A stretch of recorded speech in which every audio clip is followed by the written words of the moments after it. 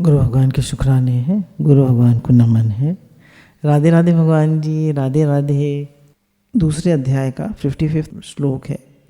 श्री भगवान बोले, हे अर्जुन, जिस काल में ये पुरुष मन में स्थित संपूर्ण कामनाओं को भली भांति त्याग देता है और आत्मा से आत्मा में संतुष्ट रहता है, उस काल में वह स्थित प्रज्ञ कहा जाता है। भगवान से अर्जुन पूछ रहे हैं कि समाधि में स्थित पुरुष, स्थित प्रज्ञ पुरुष कौन सा होता है। तो भगवान कह रहे हैं कि जिस व्यक्ति ने संपूर्ण कामनाओं को त्याग दिया है वो ही समाधि में स्थित होता है और आत्मा से आत्मा में संतुष्ट है, वो समाधि में स्थित होता है। समाधि क्या मतलब? जिसकी बुद्धि निश्चयात्मिका हो गई है, स्थिर हो गई। उसके लिए सबसे इम्पोर्टेंट बात भगवान ने क्या बताई? कामनाओं का त्याग। तो हमारे मन में जितनी भी कामनाएं हैं, देखिए हमारा मन परेशान क्यों होता है, हमारा मन दुखी क्यों होता है? अगर आप देखिए तो बेस में दो ही बातें हैं, एक इच्छा या कामना या अहंकार। ये दो बातें ही हमें परेशान करती हैं, ये दो बातें ही हमें रुलाती हैं। अब कामना क्या है? गुरु कहते हैं मेरे मन की हो, यही कामना है। सब कुछ मेरे हिसाब से हो, ऐसा दुनिया में होता नहीं। बोले कामना तो राम जी के बाप की भी पूरी नहीं हुई, तो हमारी क्या होगी? कामना तो किसी की पूरी नहीं होती। आप बता दीजिए दुनिया में इस व्यक्ति की कामनाएं पूरी हो गई। आप कामनाओं का त्याग कर सकते हैं पर कामनाओं को पूरा नहीं कर सकते। तो भगवान कह रहे हैं कि तुम आत्मा से आत्मा में संतुष्ट होना सीखो, आत्मा राम बनो, राधा रमण बनो। अगर हम भगवान को देखें तो वो तो अपनी आत्मा में रमण करते हैं और लक्ष्मी जी उनके पैर दबाती हैं। वो देखते भी नहीं लक्ष्मी जी की तरफ। देखते हैं भगवान? तो नहीं देखते, पर वो तो कहते हैं भैया तुम जाओ सेवा करो। तो लक्ष्मी जी तो खाली सेवा करती हैं।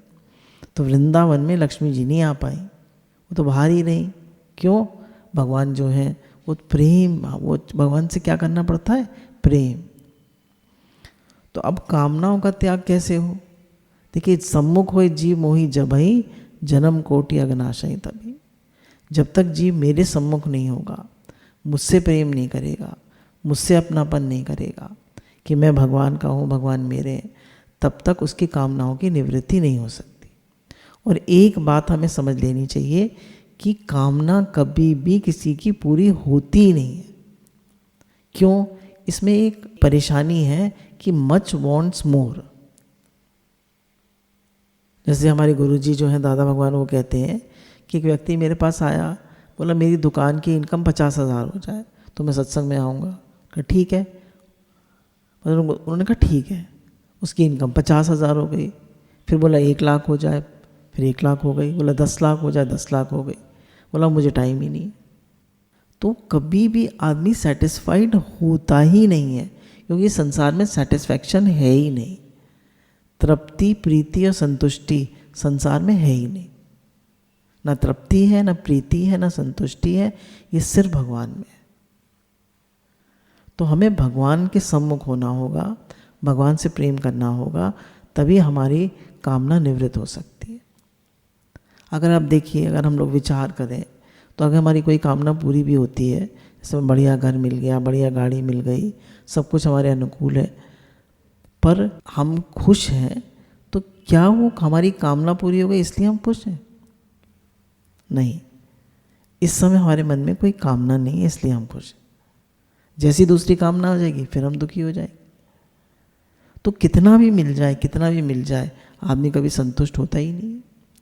ये उसकी फितरत है और कामना में ड्रॉबैक है। तो गुरु हमको यही बता रहे हैं कि कामना का त्याग तो तुम कर सकते हो, है ना। उसमें तुम पूरे इंडिपेंडेंट हो। जैसे मुझे सुख की कामना है कि मुझे सुख मिले, आराम मिले, मान बढ़ाई मिले। क्या क्या कामना होती है हमें? लोगों को पैसे की कामना होती है, सुख, आराम, मान बढ़ाई, भोग संग्रह की कामना होती है मनुष्य को। अब ये वाली जो कामना है, गुरु कहते हैं ये कैसे निवृत्त हो? देखिए, मनुष्य के हाथ में नहीं होता है कि वो अपनी कामनाओं को निवृत्त कर सके। काफ़ी हद तक वो कोशिश करता है, पर जब निवृत्त ना हो तो भगवान को पुकारे। तो भगवान को पुकारे, हे नाथ, हे नाथ। मेरी आपसे प्रार्थना है कि मेरे मन में कोई कामना ना आए। मुझे कुछ नहीं चाहिए हे नाथ, मुझे कुछ नहीं चाहिए, मेरा मन आप में लगे, मेरा आपसे प्रेम बढ़े। इस संसार में कितना भी मिल जाए, कितना भी मान मिल जाए, कितना भी सुख मिल जाए, कितना भी आराम मिल जाए, मनुष्य और ही और चाहता है, और सुख है नहीं, है ना, सुख है नहीं। देखिए ध्रुव जी को राज्य की कामना थी कि मैं पिताजी के गोदी में बैठूं, तो जब उन्होंने ध्यान किया, साधना करी, तो उनकी कामना निवृत्त हो गई। उनको याद भी नहीं रहा कि मैंने किस लिए ये ध्यान किया था। प्रहलाद जी ने क्या मांगा कि भगवान मेरे मन में कभी कोई कामना ना आए। तो हम भी भगवान से कह सकते हैं, भगवान से प्रार्थना कर सकते हैं कि हे नाथ, मेरे मन में कोई भी कामना ना, मुझे किसी चीज़ की इच्छा ना हो। मान बढ़ाई की बहुत इच्छा होती है कि मुझे लोग कोई बुरा ना समझे, सब मुझे अच्छा समझे। तो गुरु कहते हैं हमारे हाथ में दो ही चीज़ें हैं, एक भगवान को याद रखें और दूसरा सेवा करें, और हमारे हाथ में कुछ नहीं है। तो कामना का त्याग हमको करना है। जब भी मन में कोई कामना आए तो भगवान को पुकारिए, हे नाथ मुझे बचाइए, उनसे प्रार्थना करिए और विचार भी करिए कि एक कामना पूरी हुई, दूसरी पूरी हुई, तीसरी, ये तो एक के बाद एक खड़ी है, कहाँ तक पूरी करेंगे। बोले नित्य नई आस है, नित्य नई प्यास है, कहाँ तक बुझाए, रोज नई कामना है। तो गुरु कहते हैं कि इस कामना को भगवान में लगा दो कि हे नाथ, मेरा आपसे प्रेम बढ़े। संसार में लगाओगे तो कभी पूरी नहीं होगी, और भगवान में लगा दोगे तो ये पूरी हो जाएगी। और भगवान का जो प्रेम है ये नित्य प्रति वर्धमान है, ये बढ़ता ही जाता है और ये सुख देता है। और संसार की चीज़ें हैं जो हैं, ये हमें शरीर को तो आराम देंगी, है ना। पैसे से, संसार की चीज़ों से आप सुख आराम तो खरीद सकते हैं, पर आनंद नहीं खरीद सकते, अंदर की खुशी नहीं खरीद सकते। और खुशी होती भी है ना, चीज़ हम ले आए, खुशी होती भी है, तो बहुत थोड़ा सुख होता है, मोमेंट्री हैप्पीनेस, फिर वही आपका मन आ जाता है। तो गुरु कहते हैं be happy without a reason, खुश होना सीखिए बिना किसी कामना के। हमारे मन में कोई कामना नहीं है, पर क्योंकि हम सच्चिदानंद स्वरूप हैं, क्योंकि हम भगवान के बेटा बेटी हैं, तो हमारा स्वभाव है आनंद स्वरूप। और मन में कोई कामना नहीं है तो आप हमेशा खुश रहेंगे, और जैसे ही मन में कामना आएगी आपको फिर दुख क्रिएट हो जाएगा। तो कामना के त्याग में ही खुशी है। जब भी मन में कोई कामना है कि इसने देखो मुझे मान नहीं दिया, देखो इसने मुझे पूछा नहीं, देखो उसके पास सब कुछ है, मेरे पास कुछ नहीं है, आप कह दीजिए हे भगवान, मेरा मन आप में लगे, मेरा आपसे प्रेम बढ़े, मुझे कुछ नहीं चाहिए। स्वामी इतना दीजिए जामे कुटुंब समाए, मैं भी भूखा ना रहूं, साधु भी भूखा ना जाए। तो भगवान जितना दे रहे हैं उसमें संतुष्ट रहना सीखिए, जो मिल रहा है उसमें खुश रहना सीखिए। और देखिए गुरु कहते हैं count your blessings and you will always be happy. देखिए कितने लोग हैं उनके पास कुछ नहीं है, तो खुशी का मापदंड हमारी इच्छाओं की पूर्ति में नहीं है, वो हमारा अपना, जितनी हमारी इच्छाएं कम होंगी उतने हम खुश होंगे। तो गुरु कहते हैं कि नो डिज़ायर नो डिसअपॉइंटमेंट, चाह गई चिंता गई मनवा हुआ बेपरवाह, जिस जीव को चाहनी सो शाहों का शाह। नो डिज़ायर नो डिसअपॉइंटमेंट, कोई चाह नहीं है तो कोई दुख भी नहीं। तो जो चाहना है वो एक आँख में कंकड़ी की तरह है। एक चाहना कर लीजिए, ये मुझसे प्रेम करे, अब आप देखिए कितने दुखी होंगे। ये मुझसे अच्छे से बोले, नहीं बोलता, क्या कर लेंगे, जबरदस्ती करा लेंगे। बहू मेरा मान करे, नहीं करती, करा लीजिए मान। अरे आप प्रेम से चलिए, आप उसको आप मान दीजिए, नहीं देती आप छोड़ दीजिए। आप भगवान से प्रेम करिए ना, आप सबसे छोड़ दीजिए, सबसे ध्यान हटा लीजिए, आप सिर्फ सेवा कर दीजिए। एक हमारी सत्संगी है, उनके घर में कई पोते पोतियाँ हैं, बहुएँ हैं, तो तो वो कहती है मैं तो सेवा कर देती हूँ और बाकी सारे दिन अपने भगवान के कामों में और उसमें बिजी रहती हूँ, मेरा ध्यान नहीं देती किसी की तरफ। ठीक है ना, हम अपने तुलसी में अर्क देना है, मतलब पानी डालना है, गैया को रोटी खिलाना है, कुत्ते को रोटी खिलाना है, अपना भजन करना है, अपना नाम जप करना है, अपना ऑनलाइन सत्संग करना है, गुरु की वाणी सुननी है। कितने सारे गुरु ने हमको कितना बिजी कर रखा है। गुरु के वीडियोस आ रहे हैं, मैसेजेस आ रहे हैं, वो सब पढ़िए ना, उसमें अपने को बिजी करिए। संसार को मत देखिए, संसार दुख रूप है। तो आत्मा से आत्मा में संतुष्ट है, तो मैं संतुष्ट किस में होना है? भगवान। बिगड़ी जन्म अनेक की, सुधरे आज अभी, होके राम का नाम जप, तजिए कुसमाज। तो अनेक जन्मों की हमारी बिगड़ी हुई कैसे सुधरेगी? भगवान का होके भगवान का नाम जप करें और कुसमाज मतलब मन का संग, और जो हमें भगवान से दूर ले जाए उनका संग त्याग दें, मन से त्याग कर दें उनको। और बार बार कहते रहे, हे नाथ आपको भूलूं नहीं, हे नाथ आपको भूलूं नहीं। दुखों की प्राप्ति होने पर जिसके मन में उद्वेग नहीं होता और सुखों की प्राप्ति में जो सर्वथा निष्प्रहा है, तथा जिसके राग भय और क्रोध नष्ट हो गए हैं, ऐसे मुनि स्थिर बुद्धि कहा जाता है। दुखों की प्राप्ति में जिसके मन में उद्वेग नहीं होता। अब देखिए सबके सामने कारण आ रहे हैं। इधर से भी दो रियल ब्रदर्स के शरीर शांत हो गए, दो बड़े भाइयों का। तो अब देखिए संसार है, गुरु रोज बता रहे हैं कि ये शरीर भी तो जाएगा, तुम्हारा शरीर भी जाएगा, और ये संसार उसकी तरह है, नदी के बहाव की तरह। हमारी उम्र रोज कम हो रही, हम लोगों की उम्र रोज कम हो रही है, और सब लोग अपनी मृत्यु की ओर जा रहे हैं। तो इस बात को हमें बार बार विचार करना चाहिए कि मैं शरीर नहीं हूँ, शरीर मेरा नहीं है, शरीर मेरे लिए नहीं। हम सब मृत्यु की ओर जा रहे हैं। ये नेगेटिव थिंकिंग नहीं है, this is a fact of life. तो हमें इसके लिए प्रिपेयर्ड रहना चाहिए कि कभी भी किसी के साथ कुछ भी हो सकता है। क्या हमने तैयारी नहीं करी? गुरु तो रोज बता रहे हैं कि शरीर जा रहे हैं, बह रहा है, जैसे नदी बह रही है ऐसे ये शरीर भी बह रहा है, इसकी मृत्यु रोज कम हो रही है। हम सोच रहे हैं हमारी उम्र बढ़ रही है, उम्र कम हो रही है। तो दुखों की प्राप्ति में जिसके मन में उद्वेग नहीं होता, तो दुख किसका होता है? देखिए, दुख होता है पैसा कम हो जाए, दुख होता है हमारा सुख आराम कम हो जाए, हमारी सुख सुविधाएं कम हो जाए, हमारे डियर नियर वंस को कुछ हो जाए। तो इन सब चीज़ों से मनुष्य दुख मानता है। तो दुख मानने पे वो उद्वेगित नहीं होता। जब दुख आता है तो कहता है कि भगवान की बड़ी कृपा है। ऐसे हम नहीं कह पाते भगवान की कृपा है, पर अगर देखें तो दुख भी भगवान की कृपा है। क्यों? दुख में हमारे जैसे कुछ लोग, कोरोना हो गया है लोगों को, या कुछ प्रॉब्लम्स हैं उनकी लाइफ में, तो देखिए दुख भी एक कृपा है। कैसे? जब दुख आता है तो हम भगवान के करीब होते हैं, हमें भगवान याद आते हैं। बलिहारी बात दुख के जो पल पल नाम रटाए। जब दुख आता है तो भगवान हे नाथ मनुष्य करता है। एक हमारी प्रेमी है, वो वैक्सीन लगा के आई थी, अकेली थी वो अपने फ्लैट में उस दिन। तो बता रही थी मेरी सारी रात बहुत हाई फीवर हो गया मुझे, तो मेरी सारी रात हे नाथ निकलता रहा।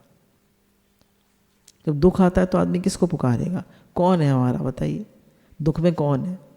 दुख में एक भगवान। तो दुख में भगवान ही काम आते हैं।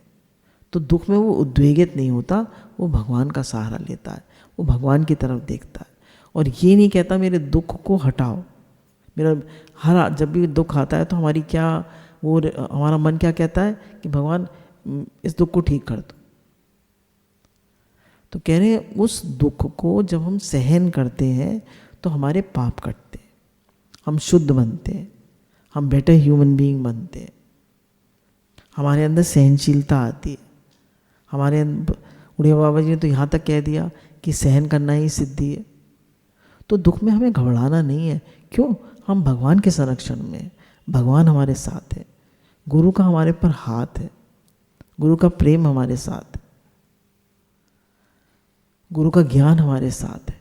एक हमारी सत्संग प्रेमी है, बहुत मतलब बचपन से सत्संग में आती है वो बिटिया, तो उनका ऑक्सीजन लेवल 80 तक चला गया, उसने बताया, और सारी प्रॉब्लम्स हो गई।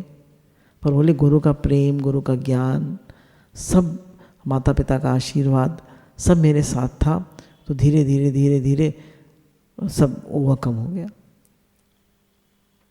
तो जब भी कोई हालत परिस्थिति आती है तो उसमें दुखी परेशान नहीं होना है, उसमें हमें राइज करना आना चाहिए, उसमें सहनशीलता, सहन शक्ति, धीरज।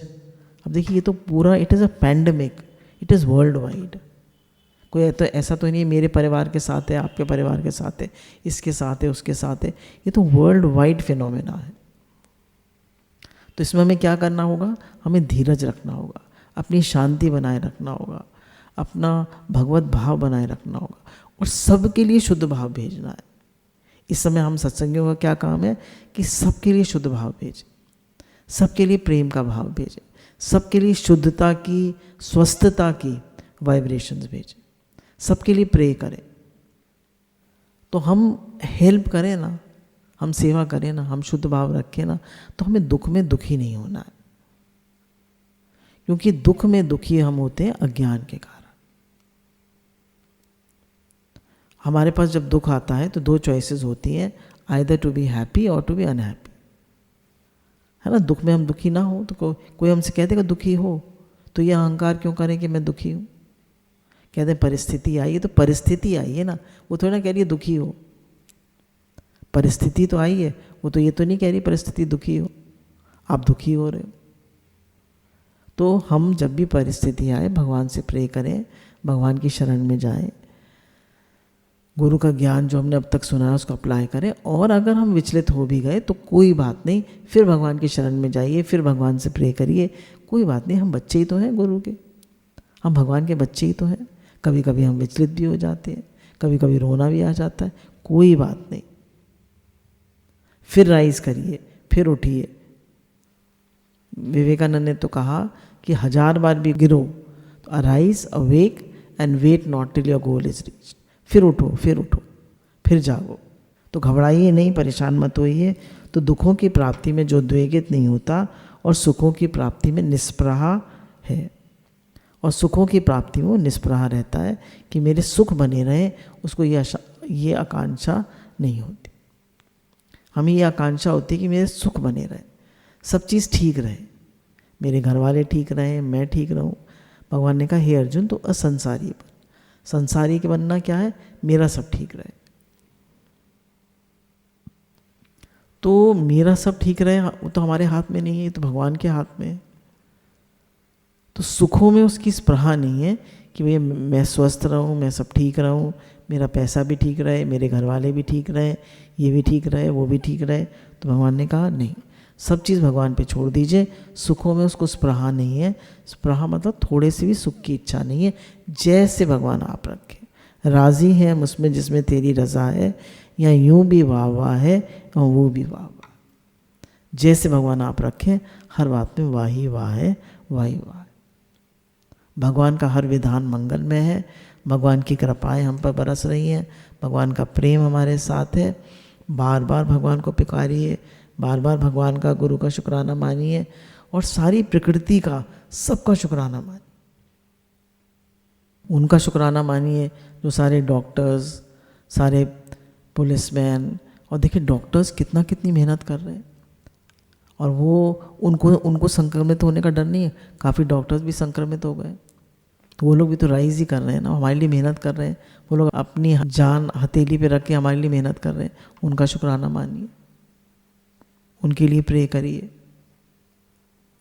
हम सिर्फ अपने बारे में सोचते हैं, गुरु हमको सबके लिए सोचना सिखाते हैं। जिसके राग भय क्रोध नष्ट हो गए ऐसा मुनि स्थिर बुद्धि कहा जाता है। अब भगवान कह रहे हैं जिसके राग भय क्रोध नष्ट हो गए। अब देखिए राग से ही भय होता है और राग से ही क्रोध आता है।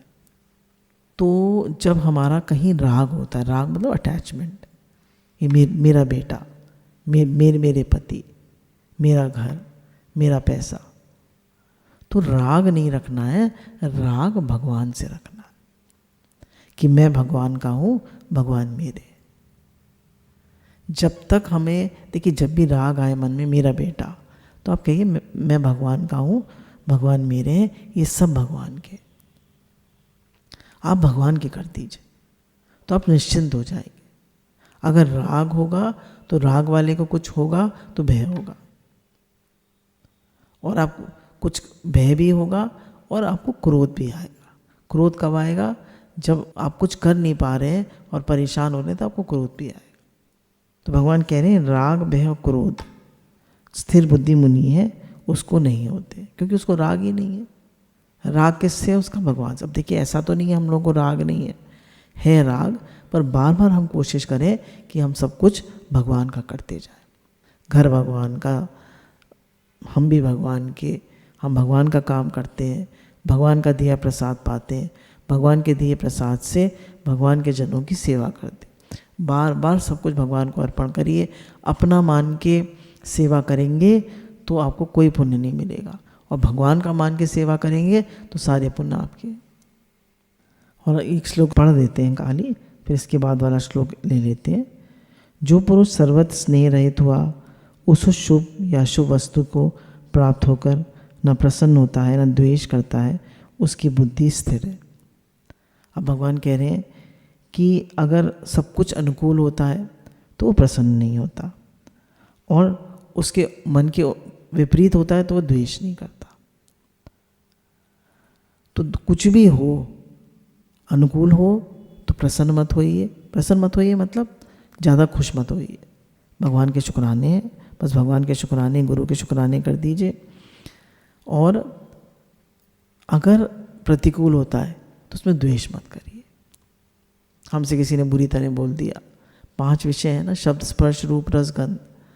तो शब्द के विषय में किसी ने बुरी तरह बोल दिया, स्पर्श का विषय हमें, हमारे वाला हमारे पास नहीं है तो गुस्सा आती है, टाइम नहीं दिया, हमारे पास नहीं रहते हो। स्पर्श रूप, तो कुछ भी ये सब विषय हमारे सामने आते हैं। रस, मैंने कहा था ये बना दो, नहीं बनाया, ये ठीक नहीं बना, ये ऐसे हो गया। तो ये सब चीज़ें हमारे मन में, कह रहे हैं, द्वेष नहीं करता है। कैसी भी बात हो जाए, अनुकूल में सुख अनुशयी रागा, दुख अनुशयी द्वेषा। सुख मिलने पर राग होता है और दुख मिलने पर द्वेष होता है। तो जो स्थिर बुद्धि मुनि है वो सुख मिलने पर राग नहीं करता और दुख मिलने पर द्वेष नहीं करता। और कछुआ जैसे सब ओर से अपने अंगों को समेट लेता है, वैसे ही ये पुरुष इंद्रियों के विषयों से इंद्रियों को सब प्रकार से हटा लेता है, तब उसकी बुद्धि स्थिर है। अब भगवान कह रहे हैं जैसे कछुए को जब कोई मारता है, उसके जो उसका बाहर शैल होता है, आप लोगों ने सब जानते ही हैं आप लोग, 4 पैर होते हैं, गर्दन और एक पूंछ।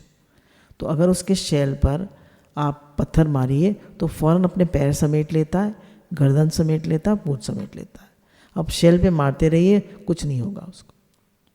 ऐसे ही जिसने निश्चय कर लिया है कि मैं भगवान का हूँ, भगवान मेरे हैं, तो जैसी कोई हालत परिस्थिति आती है वो अपनी इंद्रियों को समेट लेता है।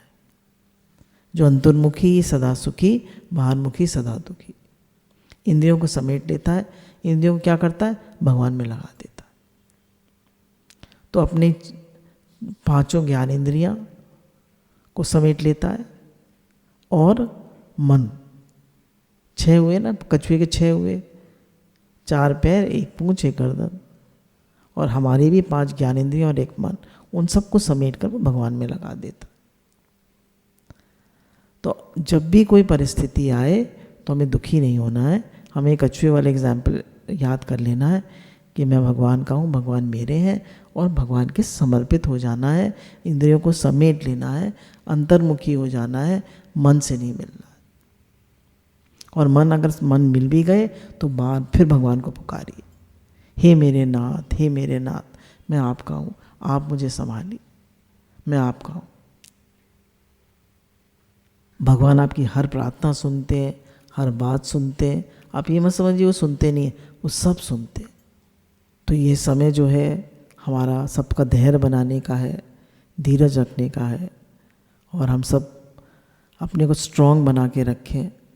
गुरु कहते हैं strength is life and weakness is death. तो कमज़ोर ना हो, डरे नहीं, चिंता नहीं करें, स्ट्रॉन्ग बन के रहें और सबके लिए प्रार्थना करें। सब स्वस्थ रहें, सब निरोग रहें, सब खुश रहें और भगवान से जुड़े रहें। गुरु भगवान के शुक्राने। नारायण नारायण नारायण नारायण नारायण नारायण नारायण। हे नाथ हे नाथ हे नाथ हे नाथ, मैं आपको भूलूँ नहीं, ये नाथ आपको भूलूँ नहीं।